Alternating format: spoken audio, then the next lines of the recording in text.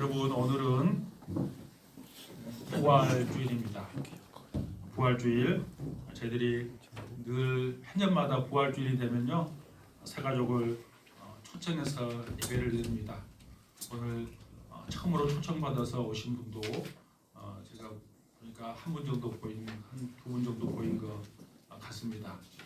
새 가족뿐만 아니라 또 우리 기존의 우리 성도님들도 하나님께서 주시는 그 은혜와 복이 오늘 또 예배 가운데 충만히 임하기를 축복합니다.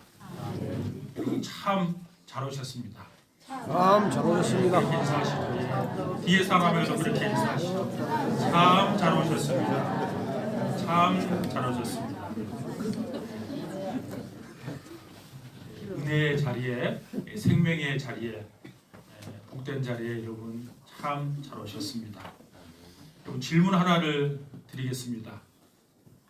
여러분은 요즘 안녕하십니까? 살다 보면 세상에 내 혼자 덩그러니 던져진 것 같은 느낌을 받을 때가 있습니다. 우리는 겉으로는 웃고 있지만 우리의 마음속에는 차갑게 식은 마음의 무덤을 품고 살아갈 때가 있습니다. 오늘 본문에서 마르다와 마리아는 사랑하는 오빠 나사로를 잃고 절망에 빠졌습니다. 그들의 희망이었던 나사로는 병들어 죽었고 무덤 앞에는 큰 돌이 가로막혀 있었습니다. 우리의 인생에도 경제적인 어려움, 육체의 질병, 깨어진 관계, 낮은 자존심 같은 그 돌덩이들이 우리의 마음에 깊이 새겨져서 짓누르고 있을 때가 있습니다. 마르다는 예수님에게 이미 늦었습니다라고 울며 절망했습니다. 그러나 예수님은 그 절망의 현장으로 직접 찾아오십니다. 주님은 우리의 아픔과 고통에 있는 그 자리로 직접 오셔서 우리를 회복시키시고 우리를 새롭게 하십니다. 그 부활은 단순한 신화적 이야기가 아닙니다. 예수님은 절망의 자리에서 새로운 생명과 소망을 주신다는 메시지를 전하십니다. 여러분 마음속에 있는 무거운 돌덩이들이 있다면 이 시간 주님 앞에 다 내려놓을 수 있기를 바랍니다. 그 무덤의 문을 열면 절망이 소망으로 바뀌는 놀라운 반전이 시작됩니다. 세상은 끝났다고 말하는 그 지점에서 예수님은 이제 시작이라고 말씀하십니다. 오늘 우리가 이 예배를 통해 우리가 느끼고 있는 그 아픔과 고난 그리고 절망이 하나님께로 향하는 그 믿음으로 변화될 수 있기를 소망합니다.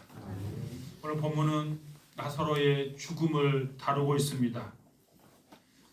예수님이 사랑하는 마르다와 마리아의 오빠 나사로가 병들었다는 그 소식을 예수님이 들었을 때 나사로는 이미 무덤에 들어간 지 나흘이나 지났습니다. 이때 마르다는 예수님을 향해 이렇게 애통합니다. 21절에 보시면 주께서 여기 계셨다라면 내 오라비가 죽지 않았을 것입니다. 그렇게 마르다는 말합니다.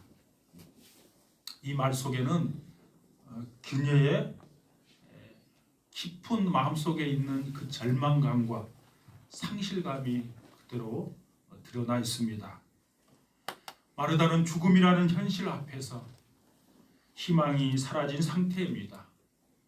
저는 이 말씀은 우리의 인생의 여러 어려움들을 상징합니다. 아무리 노력해도 해결되지 않는 문제, 아무리 애를 써봐도 회복되지 않는 관계, 그리고 여러 실패와 좌절은 우리를 절망에 빠뜨릴 수 있습니다.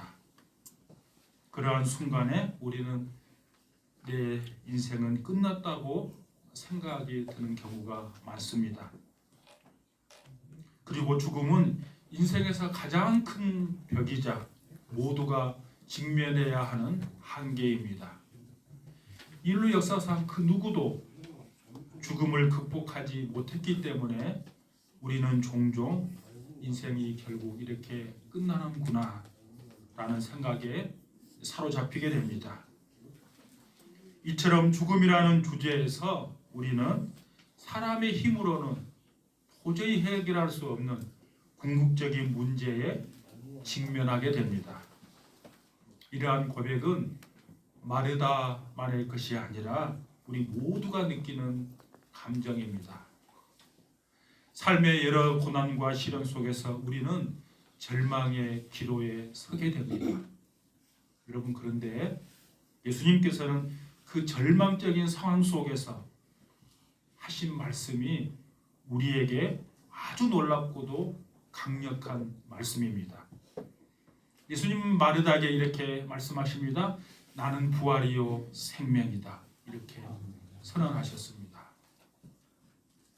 이 말씀은 단순한 종교적 위로나 가르침이 아니라 절망을 소망으로 바꾸시는 하나님의 강력한 선언입니다. 예수님의 이 표현은 부활이 단순한 사건이 아니라 그 자체가 예수님의 본질음을 의미합니다. 예수님께서 내가 부활을 일으키겠다 말씀하시지 않는 것은 그분이 부활의 근원이라는 사실을 더욱더 분명하게 드러냅니다. 즉 예수님께서 계시는 그곳에는 죽음과 절망이 마지막이 될 수 없다는 말입니다. 예수님은 부활 그 자체로서 우리에게 새로운 생명과 소망을 준다는 사실을 강조하고 있습니다. 예수님은 무덤에 들어가 죽어있는 사람을 향해 새 생명을 선포하셨습니다. 여기서 중요한 것은 부활은 단순히 죽은 자를 다시 살리는 일이 아니라 절망의 권세가 깨졌다는 그 선언을 한 사건이라는 것입니다.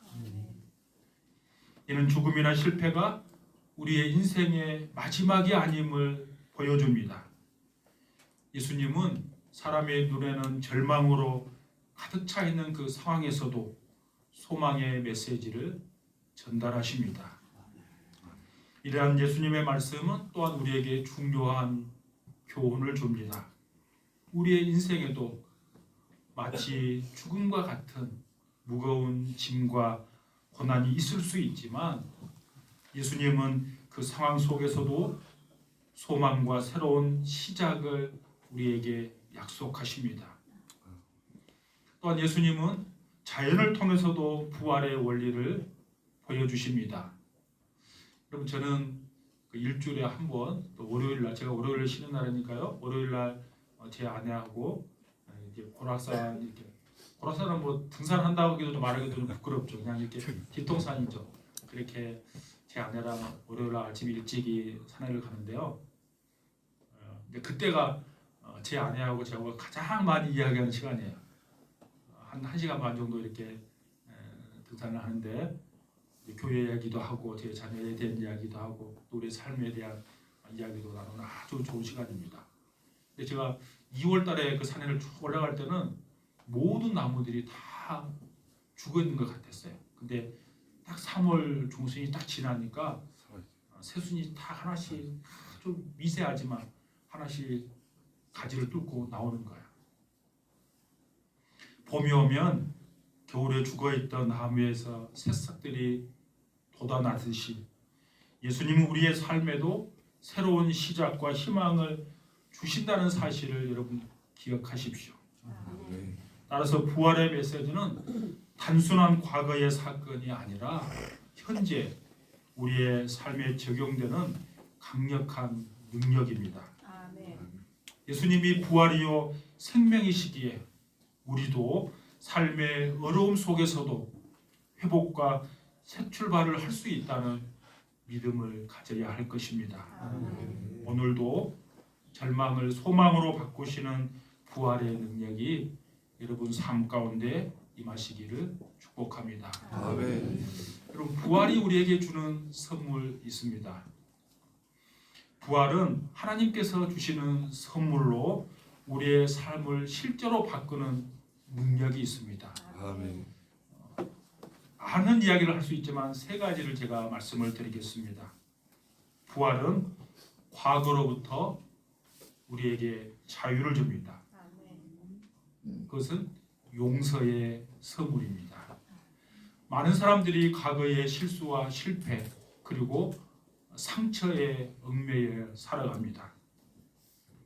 과거의 후회는 우리의 마음에 무거운 짐을 지우고 우리는 그 기억을 지우고 싶어도 쉽게 잊을 수 없는 경우가 많습니다. 왜 그때 그런 선택을 했을까? 만약 그때 그런 선택을 하지 않았다면 내 상황은 달라지지 않았을까? 그 질문은 우리의 마음을 늘 괴롭히곤 합니다. 예수님의 부활은 이러한 과거의 짐에서 우리를 해방시킵니다. 히브리서 8장에 보시면 하나님께서 우리의 죄를 기억하지 않으신다고 말씀하십니다. 예수님이 십자가에서 우리의 모든 죄를 다 짊어지시고 죽으셨고 3일 만에 부활하심으로 우리의 모든 죄값을 다 지불하셨습니다. 여러분, 제가 이번 고난주간 새벽기도 때 제가 금요일날 말씀을 드렸죠. 예수님께서 숨을 거두시기 전에 다 이루었다 이렇게 선언하신 것, 그것은 상거래할 때 쓰는 단어라 그랬죠. 우리의 모든 빚을 예수님께서 십자가에서 다 청산하셨다는 말이에요. 그래서 부활은 과거가 결코 우리의 미래를 정할 수 없음을 알려주는 하나님의 영수증입니다. 고린도후서 5장에 보시면 성경은 이렇게 우리에게 말씀해 주십니다. 우리가 그리스도 안에 있을 때 우리는 새로운 피조물이 되었다고 말씀하십니다. 여러분, 과거에 어떤 내가 아픔이 있고 또한 실수가 있고 잘못이 있다 할지라도 여러분 거기에 얽매여 살지 마십시오. 우리 모두는 그리스도 예수 안에서 새로운 피조물이 된 줄로 믿습니다. 부활은 그리스도께서 우리에게 주시는 새 생명의 시작을 의미할 뿐만 아니라 과거의 부정적인 경험으로부터 자유롭게 하는 새로운 인생을 살아갈 수 있는 그 용기를 우리에게 부여해 줍니다. 두 번째, 부활은 현재를 이길 힘입니다. 동행을 우리에게 선물로 주십니다. 여러분, 인생이 힘든 이유 중 가장 큰 이유는 아마 내가 외롭고 내가 고독함을 느낄 때일 것입니다. 내가 어려운 시간을 지나간다 할지라도 나와 함께 내 마음을 나눌 수 있는 사람이 있다면 여러분 그 어려움들은 우리는 쉽게 극복할 수 있습니다. 그러나 혼자라고 느낄 때는 더 큰 슬픔과 고통을 우리가 경험하게 되는 것입니다.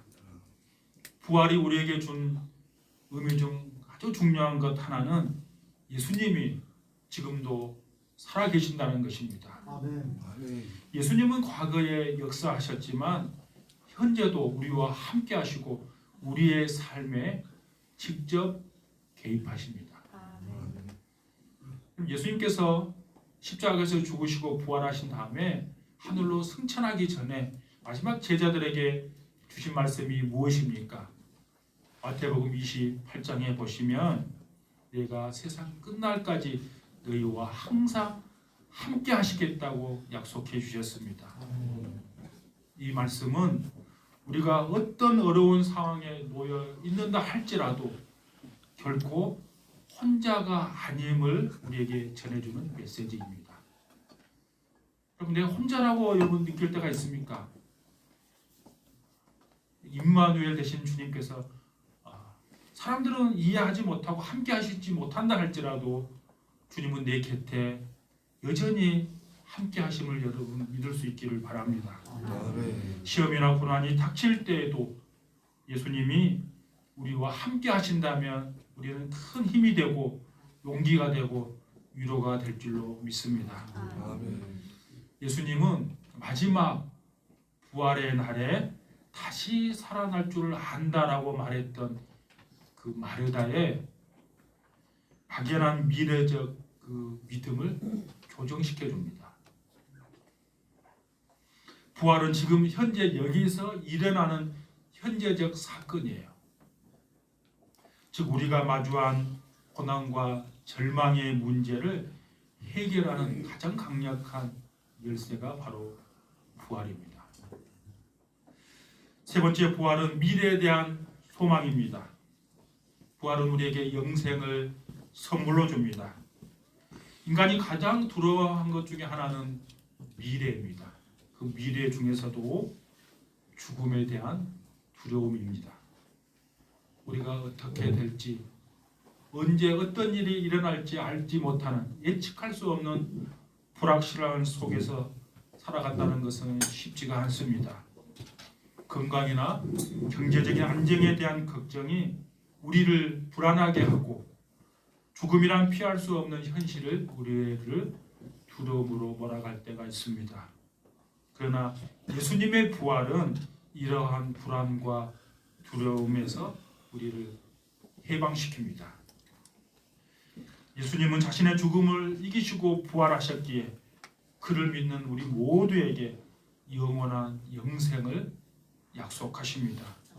오늘 우리가 읽었던 본문 요한복음 11장 25절 26절에 보시면 나를 믿는 자는 죽어도 살겠고 무릇 살아서 나를 믿는 자는 영원히 죽지 아니하리라 말씀하십니다. 이 말씀은 우리가 죽음 이후에도 소망이 있다는 사실을 말씀해 주시는 말씀입니다. 영생이 소망이 있다는 것은 현재의 우리의 삶에도 영향을 미칩니다.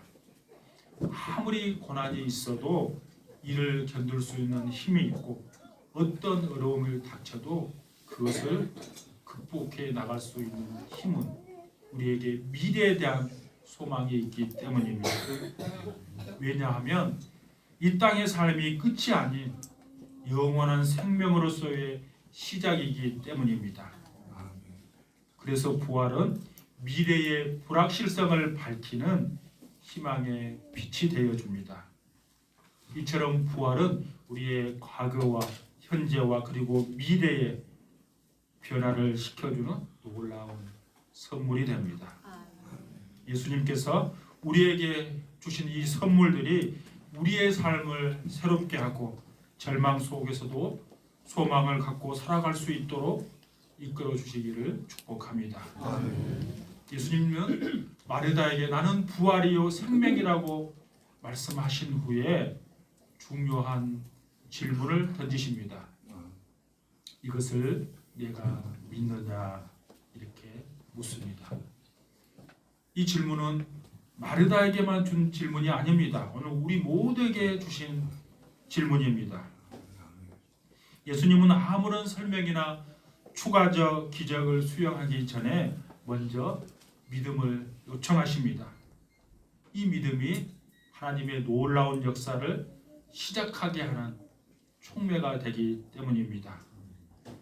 여러분, 마르다는 상황적으로 불가능하게 여겨지는 그 상황에 지금 놓여 있습니다. 그녀의 오빠 나사로는 이미 죽었고 무덤에 장사하던 지 나흘이나 되었고 장사한 지 오랜 시간이 지났다는 말은 더 이상 희망을 가질 수 없다는 상태에 놓여 있다는 말입니다. 그러나 예수님은 그녀에게 단순히 현재의 현실을 바라보지 말고 하나님을 바라보라는 메시지를 전달하고 계십니다. 이 질문은 우리가 인생의 고난과 어려움 속에서도 하나님을 믿을 수 있는지를 묻고 있습니다. 모든 것이 끝났다고 생각하는 그 자리에서 나는 너를 세울 수 있다는 그 예수님의 메시지를 내가 이해하고 믿을 수 있느냐 하는 것입니다.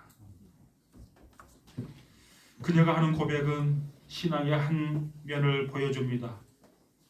주님 이미 죽은 지 나흘이 되었고 냄새가 납니다. 이는 그녀의 믿음이 완전하지 않음을 드러냅니다. 동시에 믿음 속에도 두려움이 여전히 존재한다는 것을 우리에게 보여줍니다. 우리 모두의 믿음도 마찬가지예요. 우리의 믿음은 완전하지 않아요. 그리고 우리가 믿음을 가지고 있다 해도 여전히 우리 마음속에는 두려움이 존재하는 거예요.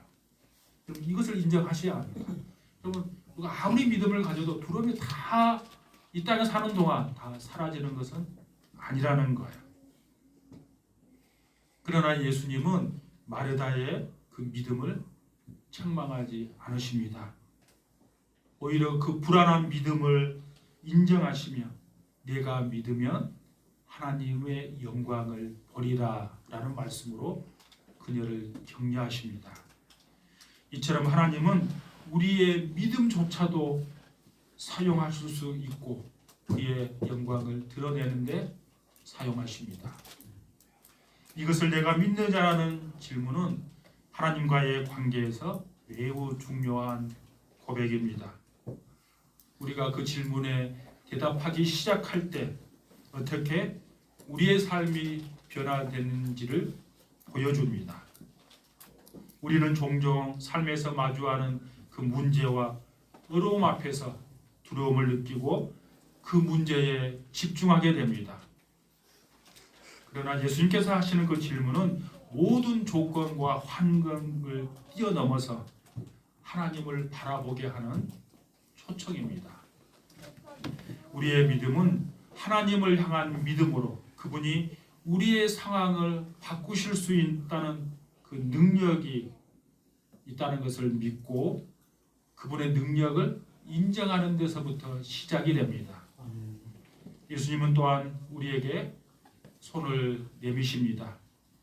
우리가 절망하고 있을 때, 우리가 두려워하고 불안에 떨고 있을 때, 우리가 새로운 일을 시작하려고 하고 있을 때 예수님은 나는 너의 부활이요 생명이 되어주겠다 말씀하십니다. 아멘. 우리의 삶의 각 지점에서 하나님은 우리를 초대하시며 새로운 시작과 희망을 주시고자 합니다. 이 초대에 응답하는 것은 우리의 믿음을 성장시키고 우리가 직면한 모든 문제를 하나님께 맡기게 되는 것입니다. 주님, 저는 부족하지만 주님을 믿고 싶습니다. 이 기도를 통해 우리의 마음을 열 수가 있습니다. 이런 고백이 믿음을 시작하게 만들고 하나님의 역사를 가져오게 하는 중요한 결단이 되는 것입니다. 여러분, 이것을 내가 믿느냐? 이 질문은 오늘 우리에게도 아주 중요한 도전이 됩니다. 우리가 어떤 상황 속에서도 하나님을 향한 믿음을 가지고 새로운 소망과 시작을 받아들이려는 결단을 내리는 그 귀한 시간이 되기를 바랍니다. 여러분, 말씀을 정리하면서 마치려고 합니다. 부활은 인생의 어두운 터널을 비추는 한 줄기 빛입니다. 우리가 마주하는 어려움과 절망 속에서도 하나님은 결코 우리를 혼자 내버려 두지 않습니다. 그분은 오히려 우리를 절망을 소망으로 바꾸시는 능력의 주님이십니다. 부활하신 예수님은 죽음을 이기시고 우리에게 새로운 생명과 희망을 주십니다. 예수님께서 여러분의 삶 가운데 새로운 소망과 새로운 시작을 허락하시기를 주님의 이름으로 축복합니다.